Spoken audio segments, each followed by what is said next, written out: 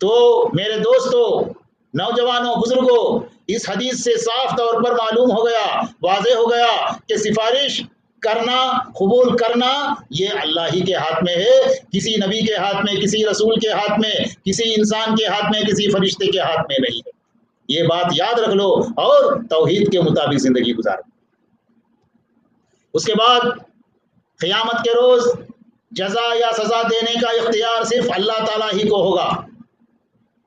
اللہ تعالیٰ قرآن میں فرماتا ہے، اللہ تعالیٰ کافروں کے معاملے میں نوح علیہ السلام اور لوط علیہ السلام کی بیویوں کو بطور مثال پیش کرتا ہے۔ وہ ہمارے 2 صالح بندوں کی زوجیت میں تھی، مگر انہوں نے اپنے ان شوہروں سے خیانت کی، یعنی کافروں سے ساز باز کی، اور وہ دونوں یعنی نوح علیہ السلام اور لوط علیہ السلام اللہ تعالیٰ کے مقابلے میں ان بیویوں کے کچھ بھی کام نہ آ سکے۔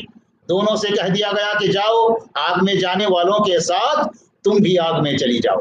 دیکھیے، کہیں باپ رسول ہے تو بیٹا کافر ہے، کہیں شوہر رسول ہے تو وہاں بیوی کافر ہے، کہیں بیٹا رسول ہے تو باپ کافر ہے، کہیں بھتیجا رسول ہے تو وہاں چچا کافر ہے۔ دیکھیے، کوئی کسی کے کام نہیں آئے گا، خاندان پاندان کوئی کام نہیں آئے گا، صرف ایمان اور عمل صالح کام آئے گا۔ اس بات کو یاد رکھ لیجیے۔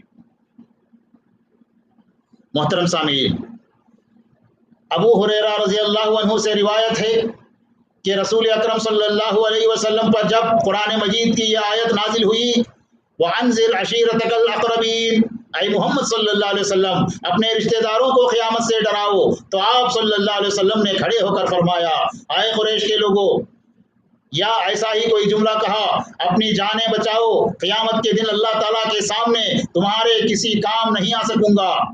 اے عبد مناف کے بیٹو، قیامت کے روز اللہ تعالیٰ کے سامنے میں تمہارے کسی کام نہ آ سکوں گا۔ اے عباس بن عبد المطلب، میں اللہ تعالیٰ کے سامنے تمہارے کسی کام نہ آ سکوں گا۔ اے صفیہ رسول اللہ صلی اللہ علیہ وسلم کی پھوپھی، میں اللہ تعالیٰ کے سامنے تمہارے کسی کام نہیں آ سکوں گا۔